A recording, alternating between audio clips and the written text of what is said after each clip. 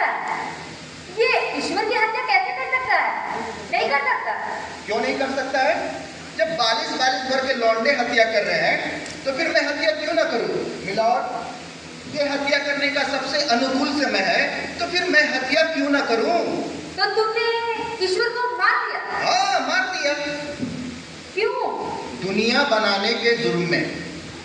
तुम्हें दिक्कत ईश्वर से थी या फिर ये दुनिया से?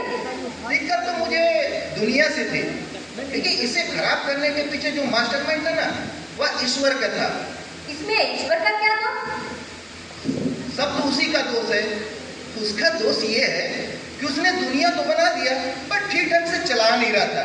हमें ऐसे आलसी ईश्वर की जरूरत नहीं थी, इसलिए मार दिया। मिलॉर्ड, मुझे यकीन नहीं हो रहा, इसकी बात में विश्वास नहीं किया जा सकता कि इसने ईश्वर को मार दिया है। यकीन हो जाएगा वकील साहिबा, आपको यकीन हो जाएगा। ये दुनिया जिस हिसाब से चल रही है ना, उसका रंग ढंग का मुआयना कीजिए। आप खुद कहेंगे कि ईश्वर मर चुका है। ऐसा क्या घट रहा है यहाँ? अपराधी पकड़े जा रहे हैं। अपराधी को विधायक और सांसद बनाया जा रहा है। देश का हालात देखिए, चारों तरफ मार काट, त्राही मचा हुआ है। झूठ को पुरस्कृत किया जा रहा है। इंसान जानवर से ज्यादा गए गुजरे बना दिए गए हैं। ईश्वर के बनाए पुतले भगवान हो गए हैं और वह भगवान होकर पुतले जैसे खड़ा है। तुम्हारे ये सारे तर्क बेबुनियाद है। अदालत को कुछ ऐसा दिखा सकते हो जिससे ये मालूम जाए कि ईश्वर अपने काम के प्रति गंभीर नहीं है? अब क्या क्या बताऊं वकील साहिबा, उसके बनाए हुए लड़कों को देख लीजिए। सारे लड़के लड़कियां जैसे दिखती हैं और ये लड़के ऐसी लड़कियां से मोहब्बत करते हैं जो देखने में लड़का लगती है। इतने गंभीर मामले को तुम मजाक समझ रहे हो? मजाक? मजाक तो ईश्वर ने किया दुनिया बनाकर। पेट बना दिया, अन्न नहीं बनाया। हाथ बनाया, काम में शौक पैदा कर दिया, जरिया नहीं दिया। तो तुमने ईश्वर को मार दिया? हाँ, मैंने उस असफल ईश्वर को मार दिया। विनोद, इसकी बातों पे यकीन नहीं किया जा सकता कि इसने ईश्वर को मार दिया है। आप इतने विश्वास के साथ कैसे कह सकती है, जबकि खुद ये अपना जुर्म कबूल कर रहा है कि इसने ही ईश्वर को मारा। विनोद, अभी तक ईश्वर की लाश बरामद नहीं हुई। अगर इसने ईश्वर की हत्या की है तो फिर लाश कहाँ है? लाश मैंने समंदर में दफन कर दिया। समंदर में क्यों दफन कर दिया? जमीन में क्यों नहीं डाल दिया? जमीन में गाड़ने के खतरे थे। मुझे डर था कि कहीं ईश्वर दोबारा न उग जाए। तो तुमने जमीन में, तो तुमने समुद्र में डुबो कर नष्ट कर दिया। तो और क्या करता उस विस्फोटक सामग्री का? जानते हो, यदि ईश्वर की हत्या साबित हो गई तो तुम्हें फांसी से ईश्वर भी नहीं बचा सकेगा। फांसी क्यों? ईश्वर की हत्या के आरोप में। लेकिन इसके लिए तो मुझे पुरस्कार देना चाहिए।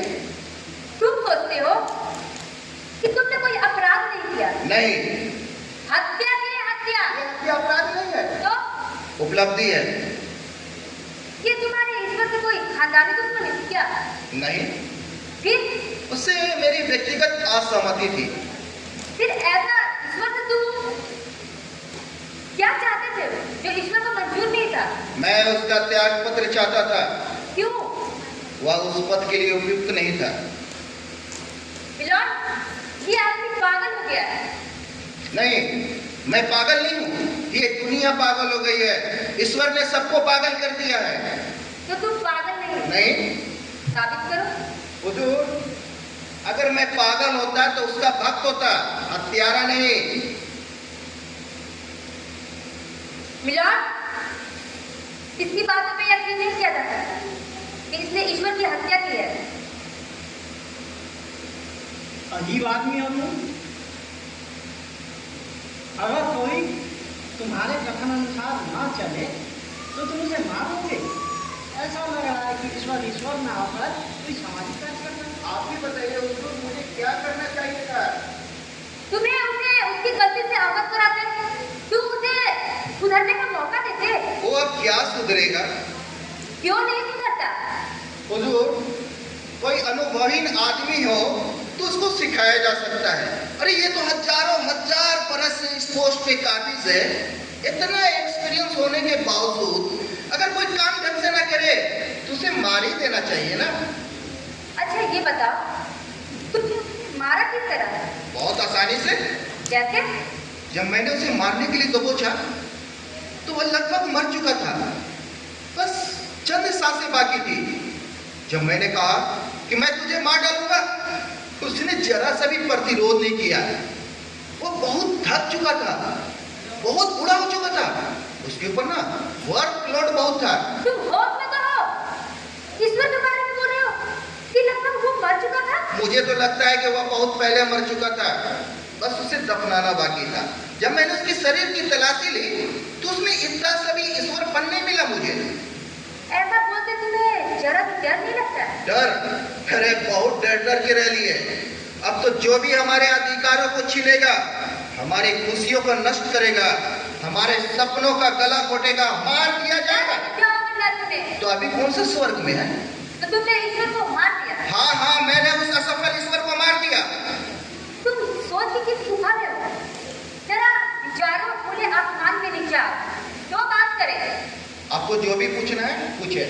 मैं इस वक्त विचारों के खुले आसमान के नीचे ही खड़ा हूँ। अच्छा, ये बताओ, तुम आस्तिक हो या फिर नास्तिक? 100% मैं आस्तिक हूँ। सबूत? यही कि मैंने ईश्वर को मारा है। क्यों? क्या कोई नास्तिक ईश्वर को नहीं मार सकता? बिल्कुल नहीं मार सकता ना। जिसे ईश्वर पर कोई भरोसा ही ना हो, आस ही ना हो, वो भला ईश्वर को क्यों मारेगा? लेकिन एक नास्तिक ईश्वर की मौत पर खुश तो जरूर होगा। बिल्कुल नहीं होगा। अगर ईश्वर मर गया तो नास्तिक की दुकान बंद हो जाएगी। ईश्वर नास्तिक की दुकान में स्टॉक की तरह होता है। अगर मान लिया जाए कि तुमने ईश्वर की हत्या की है, तो इतना बड़ा काम तुम अकेले तो नहीं कर सकते हो। अदालत को बताओ, तुम्हारे पीठ पर किस पार्टी का हाथ है? हुजूर, ये काम मैंने अकेले किया है। किसी राजनीतिक पार्टी ने हमारा सपोर्ट नहीं किया। मौजूदा समय में अगर किसी राजनीतिक पार्टी को ईश्वर हाथ लग जाए तो उसे मारकर खत्म नहीं करेगा, बल्कि उसको जीवित रखेगा और चुनाव प्रचार के समय उसे अपना स्टार प्रचारक बनाएगी। तो पॉलिटिकल पार्टी नहीं तो फिर कॉर्पोरेट सेक्टर का साथ दिया होगा। पूंजीपति के हाथ अगर ईश्वर लग जाए तो उसे मारकर नष्ट नहीं करेगा, बल्कि उसको जीवित रखेगा और उसका शोषण करेगा। एक मिनट वकील साहब, एक मिनट, फोन आ रहा है घर से। बीबी का फोन है। हेलो, हाँ क्या बात है, बोलो। घर से कोर्ट से सीधा घर आ जाना है? क्यों? पूजा रखा गया है? अरे भगवान, अब पूजा रख के फायदा ही क्या है, जबकि ईश्वर खुद मर चुका है। तो तुम ये बात दावे के साथ कह रहे हो कि तुमने ईश्वर की हत्या की है? हाँ, मैं दावे के साथ कर रहा हूँ कि मैंने ईश्वर की हत्या की है। और मैं ये बात दावे के साथ कह रही हूँ कि इसने ईश्वर की हत्या नहीं की है। मेरी अदालत में ये कैसा केस आ गया? हर अदालत में, जबकि वकील साहब ये साबित करना चाहता है कि आरोपी हत्या किया है, और मेरे इस अदालत में वकील साहिबा कह रही है कि इसने हत्या नहीं किया। जी हाँ मिलाप, ये आदमी ईश्वर की हत्या नहीं कर सकता। क्यों नहीं कर सकता? क्योंकि ईश्वर निराकार है। जब ईश्वर का कोई आकार ही नहीं है तो ये मारेगा किसे? ईश्वर निराकार है। ये अंधभक्तों द्वारा फैलाई गई सबसे बड़ी अफवाह है, जिससे हम सभी को सावधान रहना होगा कि ईश्वर निराकार है। ये सबसे बड़ा झूठ है कि ईश्वर निराकार है। इस झूठ को तुम साबित कर सकते हो? कर सकता हूँ। करो। आप लोग कहते हैं ना, ईश्वर सब देख रहा है। हाँ? यानी उसके आंख है, वह सब सुन रहा है, यानी उसके कान है, वह सब काम कर रहा है, यानी उसके हाथ भी है, वह सब जगह जा रहा है, यानी उसके पैर है, वह सबको दंड दे सकता है, यानी उसके पास बुद्धि है। जब एक ईश्वर के पास ये सब कुछ है तो फिर वो निराकार कैसे? तुम शब्दों तो बहुत बड़े खिलाड़ी लगते हो। एक लफाज आदमी जिसे बातचीत में कोई हरा नहीं सकता, तुम वो बुद्धिजीवी हो जिसे बहस में कोई हरा नहीं सकता। मिलोड, मुझे बुद्धिजीवी बोला जाए, इससे मेरा को सख्त एतराज है। वकील साहिबा से कहिए कि वो अपने शब्द वापस ले। अच्छा, तो तुम बुद्धिजीवी नहीं हो? नहीं, अरे बुद्धिजीवी तो वो होता है जिसे कदम कदम पे ठगा जाए, छला जाए और वह इस भरम में रहे, बस वही तो एक ऐसा है जो चौकन्ना है। मिलाट, इस मुकदमे में कोई दम ही नहीं है। यह सिर्फ अदालत वक्त बर्बाद किया जा रहा है। इसने ईश्वर की हत्या की है, ये कोई मान ही नहीं सकता है। मेरा विश्वास किया जाना चाहिए, मैंने ईश्वर की हत्या की है और उसकी हत्या करने की वाजिब वजह भी है। वाजिब वजह गिना सकते हो? सबसे बड़ी वजह तो यह है कि उसे ईश्वर होने का घमंड था, अहंकार, अच्छे को ले डूबता है, भले वह ईश्वर ही क्यों ना हो। ये आदमी पागल है, ये ईश्वर को घमंडी कह रहा है, घमंडी। उसे अहंकारी कह रहा है, जिसने ये पृथ्वी बनाई। मानता हूं कि इस दुनिया को ईश्वर ने बनाया, लेकिन जिस हिसाब से ये दुनिया चल रही है ना, उसका रंग ढंग का मुआयना कीजिए। लगता है कि बनाया भले भगवान ने होगा, लेकिन चला नहीं रहा है। ना प्लान, ना सोच, ना विवेक। ऐसा लगता है जैसे कोई नेता का साला ठेके पे इसे चला रहा है। तो दुनिया का निर्माण बिल्कुल नहीं हुआ ना। अरे सड़क निर्माण की तरह पृथ्वी का निर्माण हुआ। इसके अतिरिक्त ईश्वर के पास दुनिया चलाने का कोई प्लान नहीं। फिर जिद्दी इतना कि अपने साथ किसी को काम पे नहीं रखता। अरे सब काम तुम अकेले करोगे तो होगी ना गड़बड़। हाँ गड़बड़। अब देखिए ना, जब किसान को पानी चाहिए तब नहीं बरसता, और जब नहीं चाहिए तो बारिश रुकने का नाम नहीं लेता। इसलिए मैं कहता हूँ वह एक असफल ईश्वर था। सफल ईश्वर जी, इतना सफल कि अब तो लोग उससे डरना भी छोड़ दिए। किए जा रहे रात दिन पाप, बस इसलिए मार दिया। तो तुमने मार दिया? हाँ, वह नीरस कंठ वाला गायक था, मंच से हाथ पकड़ के उतार दिया। वह नीरस कंठ वाला गायक, यह ईश्वर पे आरोप है? नहीं, यह मेरी ईश्वर की परिभाषा है। क्या तुमने ईश्वर को देखा है? बहुत करीब से देखा है। ऐसा देखा है जैसे मानो आदमी हथेली को देखता है। कैसा लगा ईश्वर? एकदम टूटा फूटा डैमेज पीस। अरे यहाँ चपरासी भी BMW पे घूमते हैं, हुआ तो ईश्वर होकर पैदल जा रहा था। पैदल? दिलचस्प बयान है। तो फिर उसकी बॉडी लैंग्वेज देख के मैं समझ गया कि इसकी एक्सपायरी डेट गुजर चुकी है, अब इस ईश्वर से काम नहीं चलेगा। तो तुम्हारे हिसाब से ईश्वर कैसा होना चाहिए? ईश्वर मन में अंकित शब्द होना चाहिए, पर वह स्लेट पर लिखा हुआ अक्षर हो गया। विश्व बनाने के बाद ईश्वर वह लोहार साबित हुआ जो तलवार तो बना सकता है लेकिन तलवार चला नहीं सकता। यानी तुमने ईश्वर को सिरे से ही नकार दिया? नकारता तो नहीं तो करता क्या? ईश्वर को होना चाहिए था सचिव की तरह चतुर, लेकिन वह जनता की तरह भगवान निकला। इसके अतिरिक्त ईश्वर के पास दुनिया चलाने का कोई प्लान नहीं। जिद्दी नंबर 1, सूखा, बाढ़, भूकंप, महामारी, ये सब ईश्वर द्वारा जिद में किए गए अपने अधिकारों का बेजा इस्तेमाल। हमें लोकतांत्रिक ईश्वर चाहिए, तानाशाह ईश्वर नहीं। यस, तानाशाह ईश्वर एक तरफा निर्णय नहीं हो रहा। हालांकि उसके पास हर ताले की चाबी है, फिर भी मानव जीवन में ताला खोलकर नहीं ताला तोड़कर प्रवेश करता है। मिस्टर आरोपी, अदालत को ये बताओ, क्या तुमने कभी अपने असहमति ईश्वर को बताया? हुजूर, असहमति के सवाल किसी को पसंद नहीं, भले वह ईश्वर ही क्यों ना हो। सोच की दुनिया में विरोधी सोच वाले भी मित्र होने चाहिए, लेकिन इसके लिए ईश्वर के राज में नर्क का प्रावधान है। ईश्वर के राज में किसी के लिए कोई सेफ्टी बॉल नहीं। इसीलिए तुमने? हाँ, इसीलिए मैंने जनहित में यह निर्णय ले लिया कि ऑल मॉडल का ईश्वर नहीं चलेगा, क्योंकि निर्माण के लिए विध्वंस जरूरी है। उस प्राचीन काल ईश्वर को स्क्रैप कर दिया। बाप रे, इतना पुराना ईश्वर! हड़प्पा सभ्यता में यही ईश्वर, सिंधु सभ्यता में भी यही ईश्वर, आर्य सभ्यता में भी यही ईश्वर, मुगल सभ्यता में भी यही ईश्वर, और आज की सभ्यता में भी यही ईश्वर। हे भगवान, इसने क्या किया? ईश्वर को मार दिया। अरे यानी आज की पृथ्वी बिना ईश्वर के चल रहा है। हमें चाइना को अभी तुरंत ऑर्डर देना चाहिए बिना ईश्वर के। चाइना को क्यों हुजूर? ईश्वर के निर्माण में हम खुद आत्मनिर्भर हैं। बस कुछ दिन की बात है, हम नया ईश्वर कर लेंगे। ये ईश्वर डिजिटल लिंक होगा, आधार से लिंक हमारा पैन कार्डधारी ईश्वर होगा। मनुष्य के ज्यादा निकट होंगे। ये ईश्वर की अपनी ईमेल आईडी होगी। ये ईश्वर हमेशा ऑनलाइन रहेंगे। वक्त जब चाहे ईश्वर के साथ चैटिंग कर पाएंगे। इस बार ईश्वर अध्यात्म के द्वारा नहीं, विज्ञान के द्वारा जो अवतरित होगा, जो चमत्कार नहीं आविष्कार करेगा। मिलाद, ये मुझे मानसिक रोगी लगता है। इसका इलाज कराया जाना चाहिए। ये उस अपराध को स्वीकार कर रहा है जो इसने किया ही नहीं। यानी ये हत्यारा नहीं है? नहीं, क्या जो समाज अपराधी से विकसित है, ये समूची व्यवस्था को बदल देना चाहता है। ये समूची व्यवस्था को बदल देना चाहता है, लेकिन मजबूर है क्योंकि सक्षम नहीं है। इसी दुख में इसने अपना मानसिक संतुलन खो बैठा है और कल्पना में वो सब करने लगा जो वास्तविक में कर नहीं सकता, या आकार वालों का कुछ नहीं कर सकता। इसीलिए इसका सारा गुस्सा नीलाकार पे उतरा है।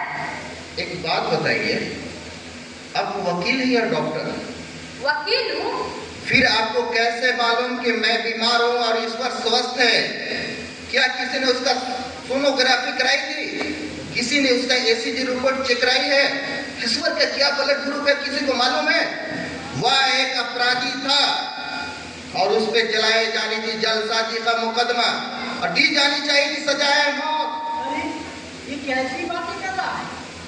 ईश्वर को और सजाए मौत? जज साहब चुप, छटा मत के जुबान और किलो भर की बात। तुम हो कौन और तुम्हारे यहाँ काम क्या है? किस तबले की ताल हो? किस बंसी का धूप हो? किस गायक का सुर हो? तुम सिर्फ एक ऑडियो कैसेट भर के हो। बताओ तुम्हारे पीठ पर किस पार्टी का हाथ है? बाप रे बाप, क्या जबरदस्त बोलती हो। हम तो तुमको अपनी बच्ची समझ रहे थे, लेकिन तुम तो निकली उसकी नानी। अदालत का वक्त बर्बाद मत करो। तुम ईश्वर को नहीं मार सकते। ईश्वर को कोई नहीं मार सकता। जन्म मृत्यु सब ईश्वर के हाथ में है। एक वही तो है सर्वशक्तिमान जो पूरी सृष्टि को चला रहा है। तुम्हारी सोच का जो पात्र है ना, उसकी पेंदी में छेद हो गया है। उसमें जितना भी विचार भरेंगे ना, कटोरा हमेशा खाली ही रहेगा। बात अब समझ में आई। दरअसल तुम मूर्ख नहीं, बदतमीज हो। तुमने अपने अंदर से ईश्वर को कभी निकाला ही नहीं और निकाल भी नहीं सकते, क्योंकि तुमने ईश्वर को अपने अंदर प्रविष्ट किया ही नहीं। सबसे पहले अपने अंदर ईश्वर को प्रविष्ट करो, फिर देखो तुम्हारा रूपांतरण कैसे होता है। मनुष्य के हृदय में ईश्वर को होना बहुत जरूरी है। बहुत जरूरी है। मनुष्य के हृदय में ईश्वर कमीज की बटन की तरह होना चाहिए। जिस इंसान के हृदय में भगवान नहीं, वह आदमी नहीं, हैवान है। जिसके हृदय में ईश्वर नहीं, वह आदमी हैवान है। तो क्या जिसके हृदय में ईश्वर होगा वह आदमी संत हो जाएगा? संत होने के लिए स्थिति इससे उलट होनी चाहिए। भगवान में ईश्वर तुम्हारे हृदय में नहीं, बल्कि भगवान में तुम हो, तब संत होने की स्थिति उपलब्ध होती है। लेकिन तुम तो ऐसा सोचना भी नहीं। एक बात बताइए, आप मुझसे इतना नफरत क्यों करती हैं? नफरत? मेरे पास इतना समय नहीं कि मैं किसी से नफरत कर सकूं। अभी मैं उन लोगों से मोहब्बत करने में मसरूफ हूँ जो मुझसे मोहब्बत करते हैं। हुजूर, वकील साहब मामले को उलझा रही हैं। सीधी सी बात है कि हम मुकदमा चलाया जा रहा है कि मैंने ईश्वर की हत्या की है और हत्या की वाजिब वजह भी बता दिया है, और मैंने ये भी बता दिया है कि मैंने हत्या करके लाश समंदर में फेंक दिया। मैं तुम्हारी हर बात से सहमत हूँ, सिवाय एक बात की। मैं मानती हूँ कि हत्या हुई है। मैं तुम्हारी वजह भी मानती हूँ। मैं ये भी मानती हूँ कि लाश तुमने समंदर में फेंके होंगे, पर मैं ये नहीं मान सकती कि तुमने जिसकी हत्या की है वह ईश्वर था। महत्वपूर्ण ईश्वर नहीं, महत्वपूर्ण हत्या नहीं, महत्वपूर्ण उसका ईश्वर ना होना। मेरा विश्वास किया जाना चाहिए, वह ईश्वर था, ईश्वर के सिवा कुछ नहीं था। तुमको ये बीमारी कब से है? कौन सी बीमारी? यही ईश्वर को पहचानने की बीमारी। ये ईश्वर को पहचानने की बीमारी तुम्हें कब से पड़ रहा है? गौरा, तुम ईश्वर के बारे में ऐसा बोल रहे हो मानो ईश्वर किसी बियर बार में बैठा तुम्हारा टेबल पार्टनर है। बिलाट, ईश्वर तीन प्रकार के होते हैं। शिक्षित और संगीत। अगर तुम शिक्षित होते तो ईश्वर को यूनिवर्सिटी समझते हो। अगर तुम साक्षर होते तो ईश्वर को मंदिर समझते हो। लेकिन तुम वो संगी हो जो ईश्वर को अपराधी समझ रहे हो और स्वयं को न्यायवादी का। वकील साहिबा, आप जो कहना चाह रही है ये अदालत को स्पष्ट नहीं हो रहा है। आप जरा सहज शब्दों में, सरल लहजे में अपनी बात ये जिस ईश्वर की बात कर रहा है वह व्यास का और वाल्मीकि का नाम नहीं है। वकील साहिबा, आपको तो मालूम ही नहीं कि ईश्वर क्या होता है। अरे जिसे मन से मानो ईश्वर वही होता है। अच्छे मन वालों का ईश्वर अच्छा होता है, अब बुरे मन वालों का ईश्वर बुरा होता है। अब भक्त जिस औकात का होगा ना उसको उसी हिसाब से ईश्वर मिलेगा, ना उससे अच्छा ना उससे खराब। मन करता है तुम्हारी जबान काट। तुम जो मेरी जबान को कलम करोगी मैं कलम को जबान कर दूंगा। अगर तुम मेरी कलम तोड़ भी दोगी तो मैं जबान से कलम का काम लूंगा। कभी हमारा बोला हुआ लिखा जाता है तो कभी लिखा हुआ हमारा बोला जाता है। कभी तुम आदमी को समझदार लगते हो, कभी कुछ ऐसा बोलते हो लगता है मान तुमसे बड़ा मूर्ख होगा ही नहीं। कितनी विविधता है तुमसे। नहीं, मैं एक जैसा हूं। देखने वाले चाहे मुझे जिस प्रकार से देखे, मैं आस्तिक के लिए आस्तिक हूँ और नास्तिक के लिए नास्तिक हूँ। नास्तिक तो तुम हो नहीं, तुम्हारे अंदर इतनी हिम्मत है ना, और इस बात का सबूत है कि तुम्हें ईश्वर में गहन आस्था है। हाँ, थोड़े बहुत निराश जरूर हो। निराश वही होता है जिसे बहुत आशा होती है। जो नास्तिक है वह हिम्मती नहीं क्या? फालतू करते नहीं। नास्तिक आदमी एक्शन बहुत अच्छा होता है। उसको पेश ऐसा करता है मानो उसके पास सुख और शांति जैसे कोई होगा ही नहीं। सबसे अलग रहता है क्योंकि जानता है वह एक हरा इंसान है जो अपनी पर खुलकर रो भी नहीं सकता, लेकिन खुलकर हंस जरूर सकता है। वो जाता ही है मंदिर में अपनी हंसी दिखाने के लिए और भाग कर बाथरूम में जाता है रोने के वास्ते। वकील साहिबा, जी मिला। अरे अदालत ये कहना चाहती है कि आप बाथरूम से निकलकर केस को आगे बढ़ाइए। जनाब, इस मुकदमे में कोई दम ही नहीं है, लेकिन वकील की बातें दिलचस्प जरूर है। यानी ये हत्या का मामला नहीं है? ये हत्या का ही मामला है। क्या इसने ईश्वर की हत्या नहीं किया? ये ईश्वर का ही हत्या का मामला है। ये हुई ना बात। इसे कहते हैं कि अब आया ऊंट पहाड़ के नीचे।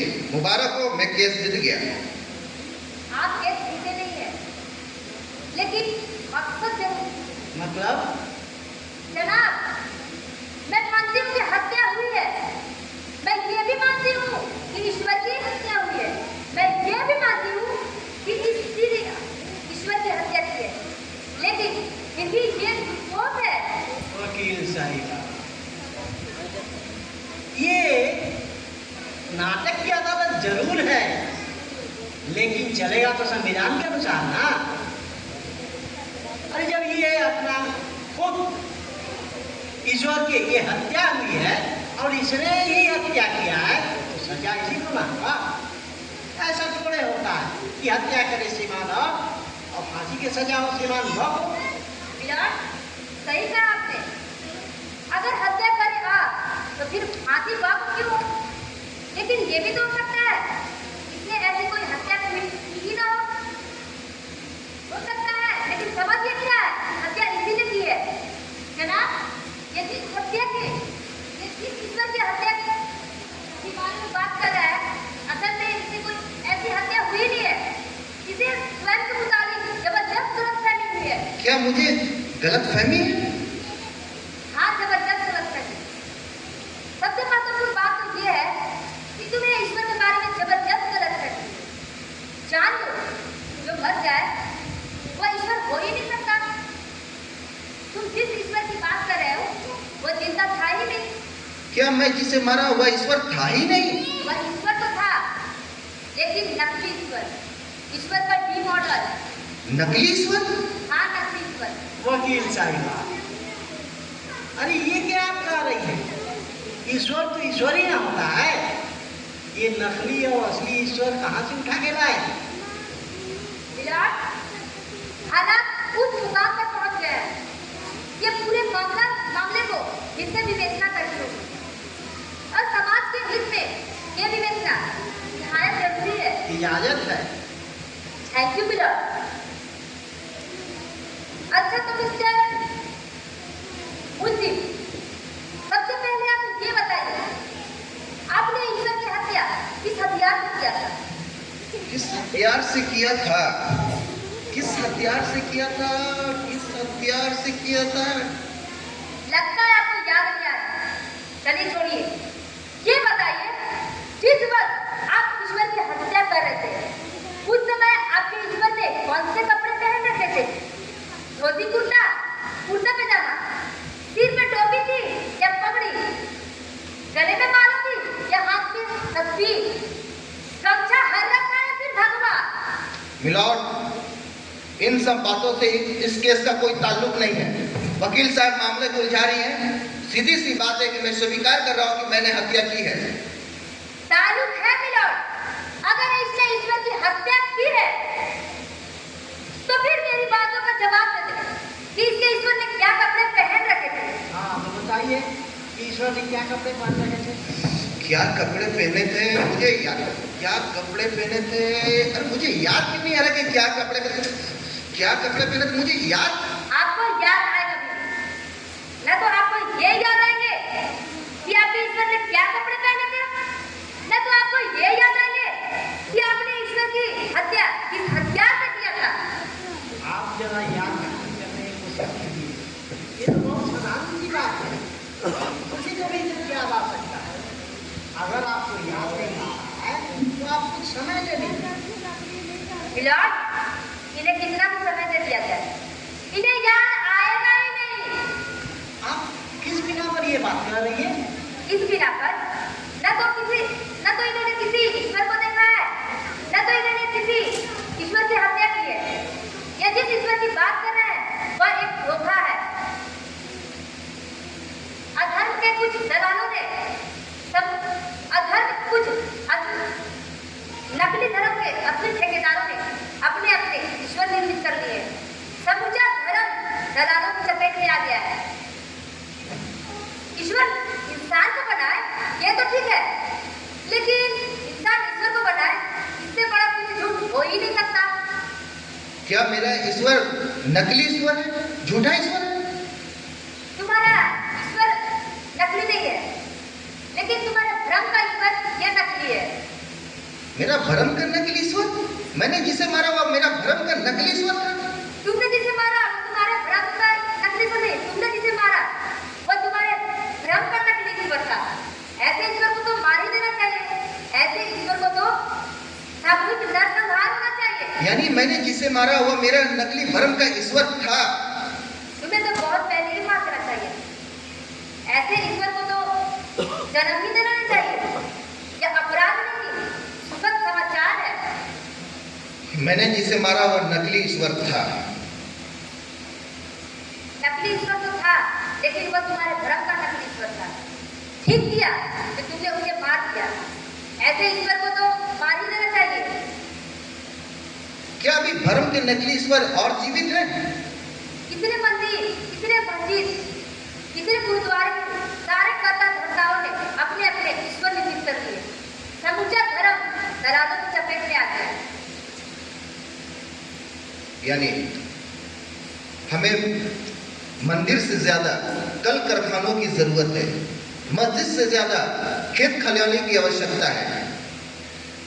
अगर मंदिर, मस्जिद और गुरुद्वारा का निर्माण पृथ्वी पर ऐसे होता ही रहा तो एक दिन पूरी पृथ्वी पर ईश्वर का कब्जा हो जाएगा और आदमी को रहने के लिए, मकान बनाने के लिए जगह नहीं बच पाएगी।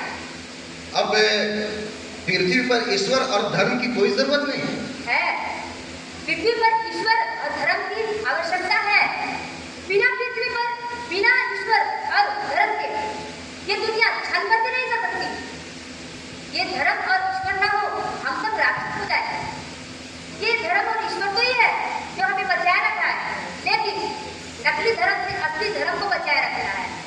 नकली धर्म नकली दवाओं की तरह घातक है। हमें मंदिर से ज्यादा कल कारखानों की जरूरत है, मस्जिद से ज्यादा खेत खलिहानी की आवश्यकता है। इतने मंदिर मस्जिद दीवार, इतने गिरजाघरों की दीवारें, यहाँ प्रेम की वो बात रोक दिया है। मैं अब समझा, 5000 साल से ईश्वर की पृथ्वी पर वंदना हो रही है, प्रवचन चल रहा है, फिर कैसे झूठ, धोखा, लालच, नफरत कैसे बढ़ती जा रही है? सारे ईश्वरीय प्रयास विफल क्यों हो रहा है? मानव प्रेम में प्यार पैदा क्यों नहीं हो रहा है? मंदिर मस्जिद और गुरुद्वारे की दीवारें, ये वो बात है जो प्रेम की दीवार को रोक दिया है। हमें नकली धर्म से असली धर्म की यहाँ स्थापना करनी है, तभी तो हमारा बेड़ा पार होगा। अब समझा, हमें धर्म में नहीं उतरना है, धर्म को अपने अंदर उतारना होगा। जैसे पानी में उतरने से प्यास नहीं बुझती, अब पानी को अपने अंदर उतारना पड़ता है। यह बहुत अच्छी बात है कि तुम्हें समझ आ गया। जैसे तुम भटके हुए थे, वैसे अभी हजारों लोग भटके हुए हैं। अभी तुम्हारा काम है, जिस तरह तुम जाते वैसे सभी को जगाओ। मैं उन लोगों को समझाऊंगा। क्या समझाओगे? यही कि प्रेम से बड़ा, इंसानियत से बड़ा कोई प्रेम नहीं। प्रेम से मुस्कुराते रहिए, हर मुस्कुराता हुआ व्यक्ति ईश्वर के करीब है। मिलॉर्ड, अब यह बात साफ तौर पर साबित हो गई कि इसने ईश्वर को नहीं, अपने भ्रम के ईश्वर को मारा था। अब आप अंत में अपना फैसला सुना दीजिए कि इसे सजा दी जाए या बाइज्जत रिहा किया जाए। मैं बार बार ये बात कह रहा था कि ये नाटक की अदालत है, और नाटक की अदालत में जज भी एक दर्शक होते हैं, और इन्होंने पूरे मामले को सुना और देखा, फैसला यही करेंगे। मैं तो सिर्फ इन सभी दर्शकों को हाथ जोड़कर आभार प्रकट करना चाहता हूँ, क्योंकि ये मेरे और हमारी इस अदालत के सारे चीज़ों को देखे और